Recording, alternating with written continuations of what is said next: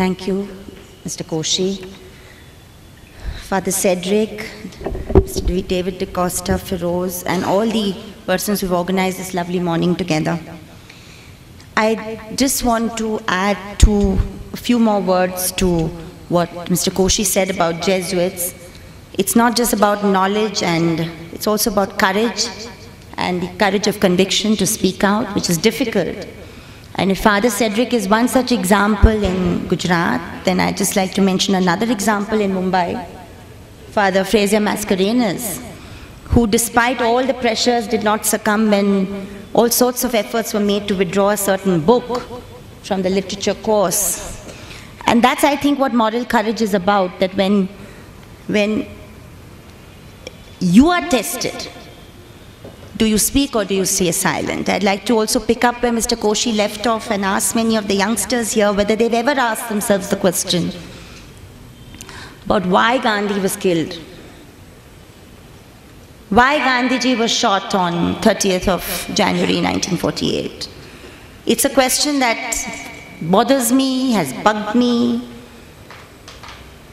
has inspired me to provoke audiences to ask this question, that according to me it was the first act of terrorism of independent India.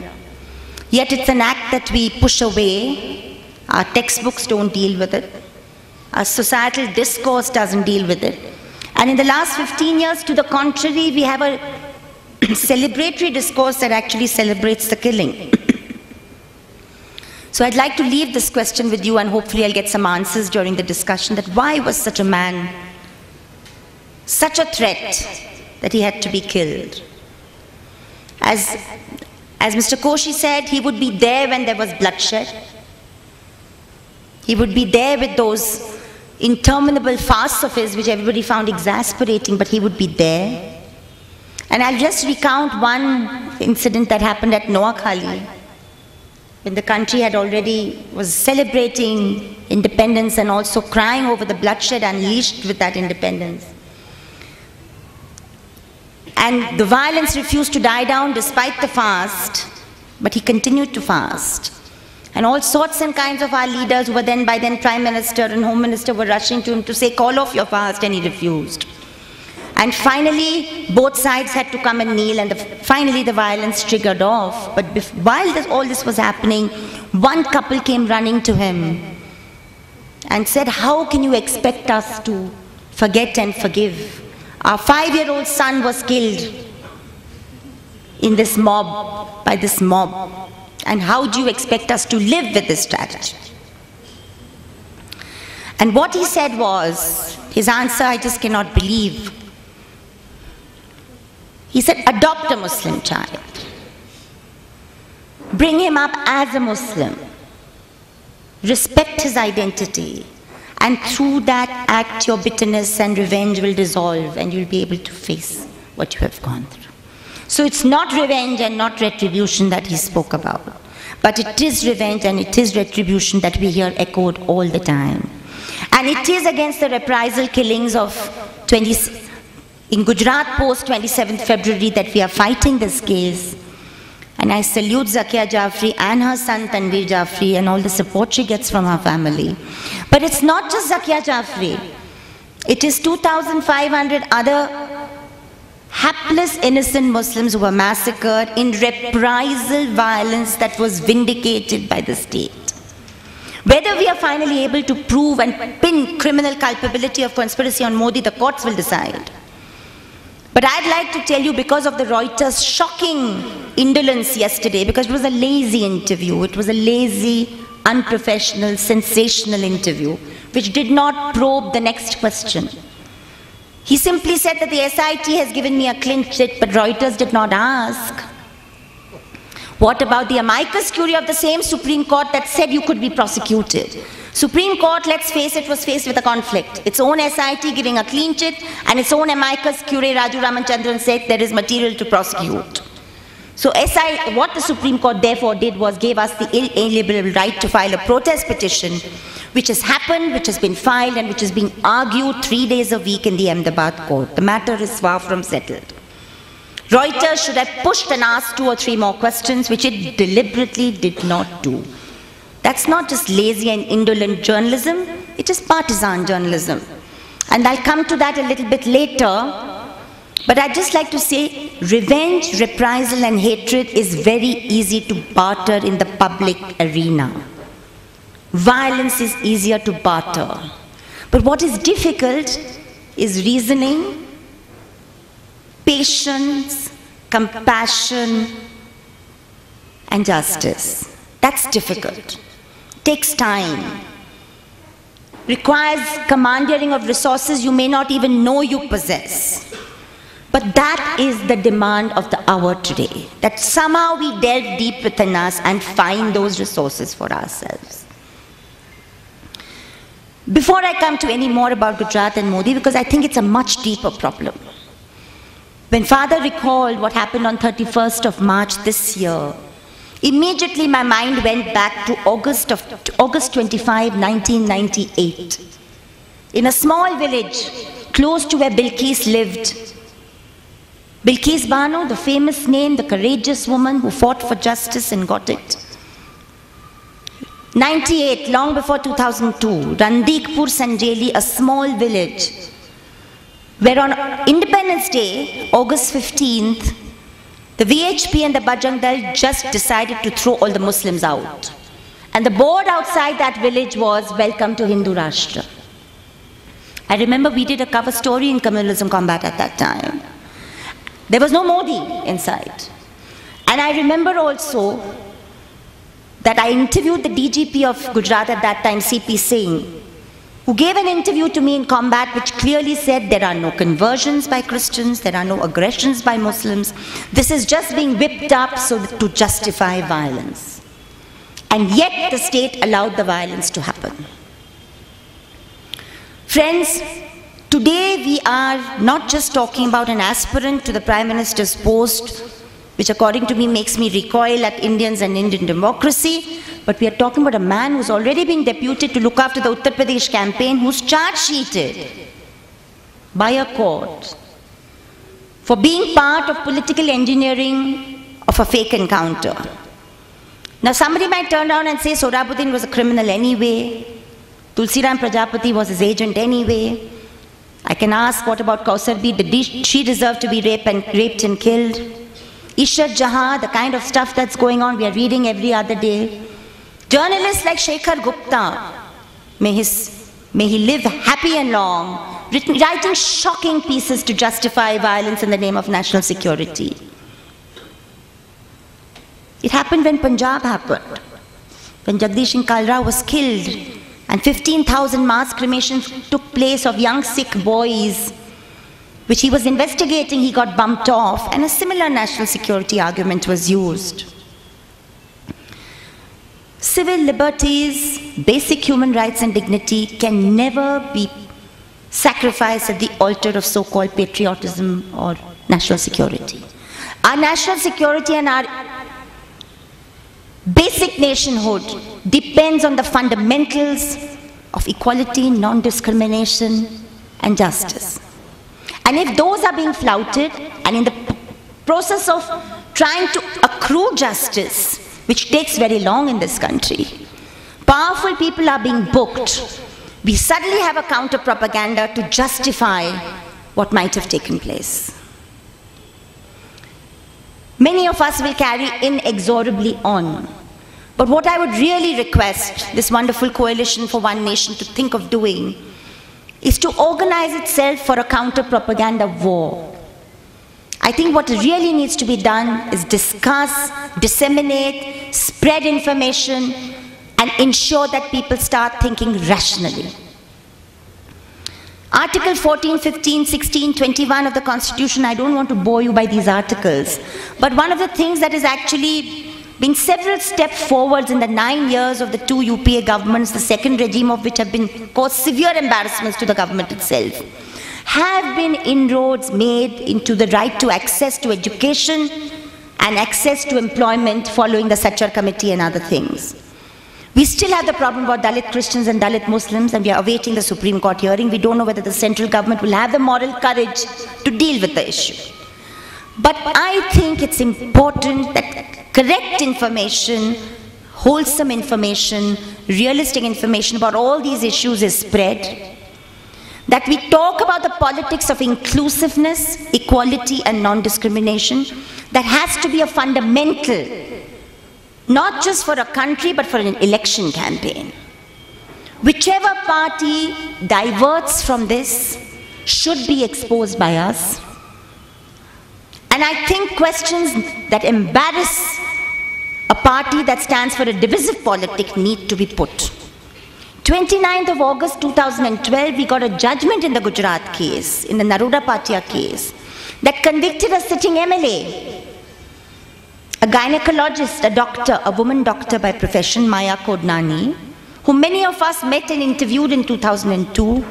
I particularly met her after she was dancing the Garba to set off Modi's election campaign in the Gaurav Rath Yatra. And she was actually dancing as you dance before a king before he sets off on this Rath Yatra.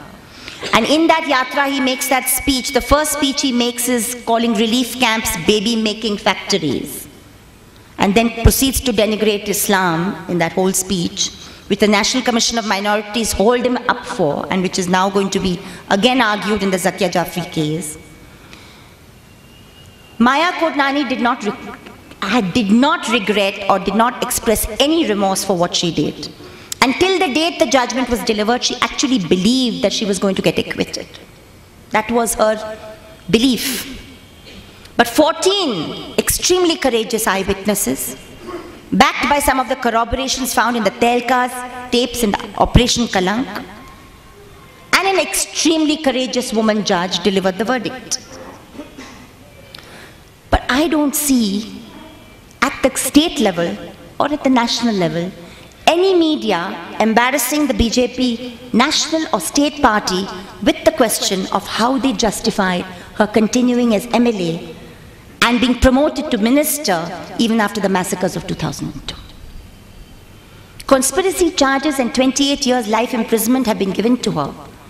And though we have a lot of brouhaha on the criminalization of politics, communal violence somehow escapes the media eye and public censure. Somehow we have to get across in this discourse. We can't ignore the mainstream media. We can't ignore this large middle class that seems to be reflected in the national channels. Sagrika Ghosh tells us that maybe Ishrat will be the tipping point where the conscience of the middle class will also be shaken. I don't know.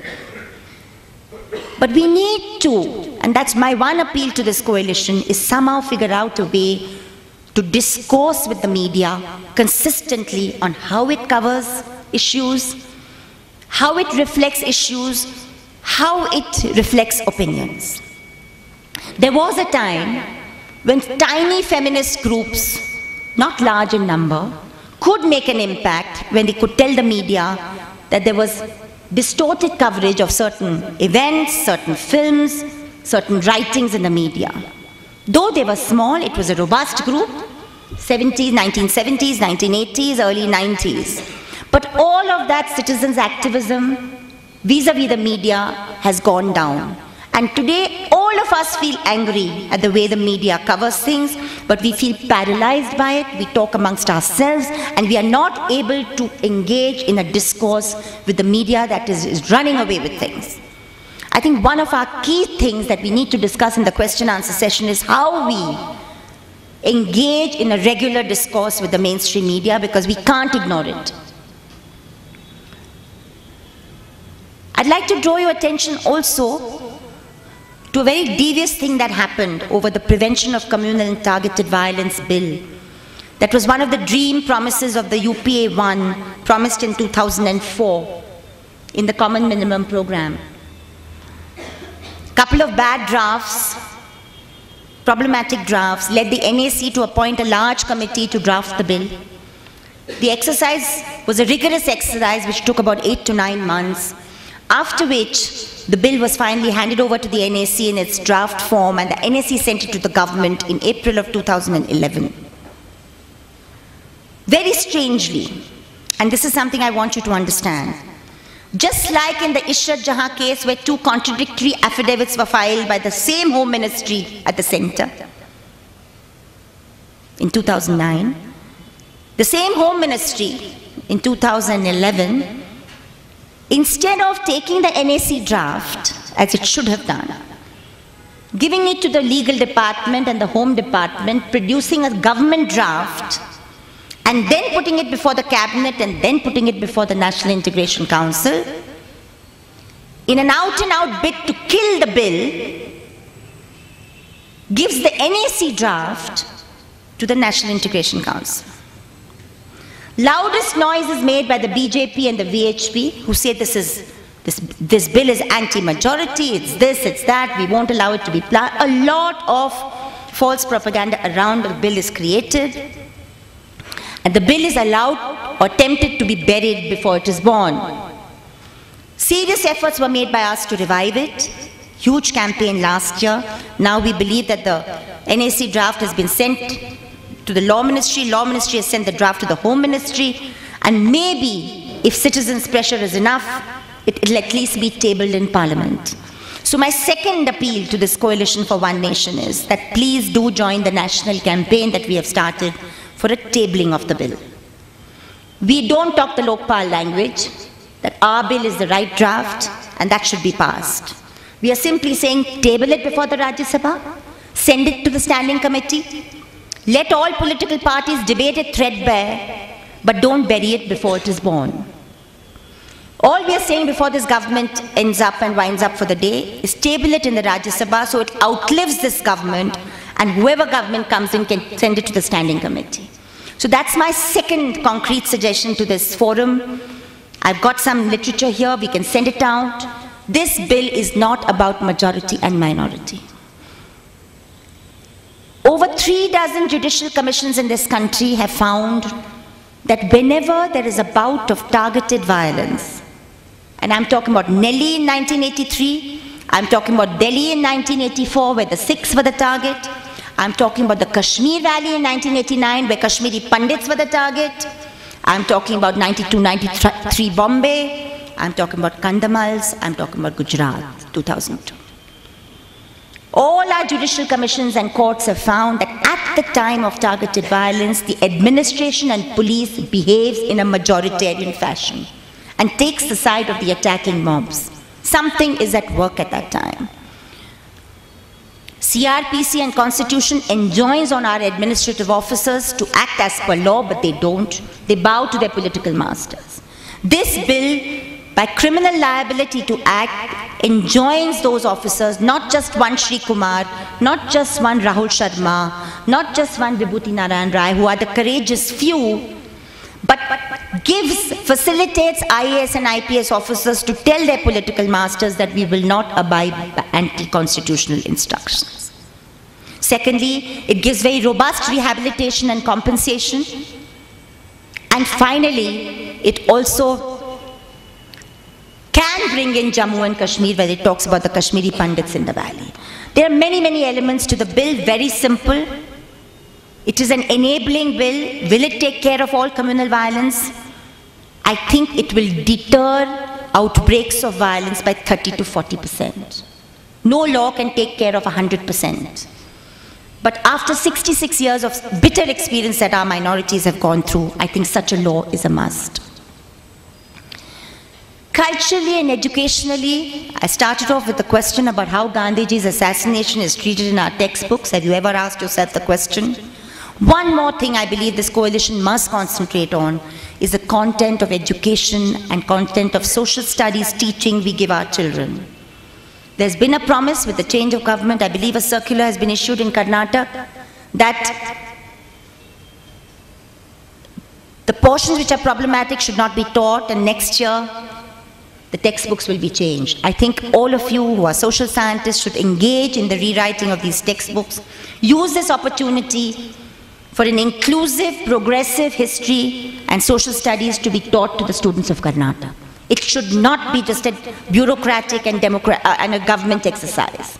It should involve social scientists of the highest caliber, should take into consideration feminists, women's studies, Dalit studies, minority studies. All these aspects should be looked at in the writing of history and social studies textbook. So that's my other concrete suggestion. Finally, I believe that whether it's Baba Baudhangiri here or many other issues, conflicts will be created by a very desperate exclusivist right wing as in the run-up to the next year's elections. Quite apart from the macro image of Modi and Gujarat and the BJP, I think there will be local conflicts that will be brewed. How do we respond to them? What is going to be the response? Already I think Karnataka has shown some of the most robust responses in terms of citizens' responses. That needs to continue. We need to create alliances outside. Please do not underestimate what the textbook means in terms of the future generation. Supplementary materials that teach citizenship and constitutional values, give a premium to equality and non-discrimination are also extremely important. These are some of the immediate suggestions that I could come up with, but I would like to finally ask some questions about why are certain shadows and silences still favored by the elite, the upper caste in the teaching of social studies and history? Why is the contribution of different communities to the freedom struggle not reflected in our textbooks? Why is that stirring speech that Maulana Azad made from the steps of Jama Masjid on August 15, 1947, not reproduced even in a few paragraphs in our texts? Not only will it make our hair stand on end, but it will now the Vishwa Hindu Parishad. So there are lots of issues in the socio-cultural teaching of history that we need to interrogate. I believe that the need for this forum will outlive next year because the divisive forces in our polity work 24/7 with huge resources and a very bitter negative commitment. We somehow need to also draw that kind of day and night commitment from within us. And even if we are career-minded and ambitious, take out 20–30% of our time to counter some of these issues for an inclusive India, an equal India, and an India that stands against discrimination. Thank you very, very much for listening so patiently, and I welcome any questions.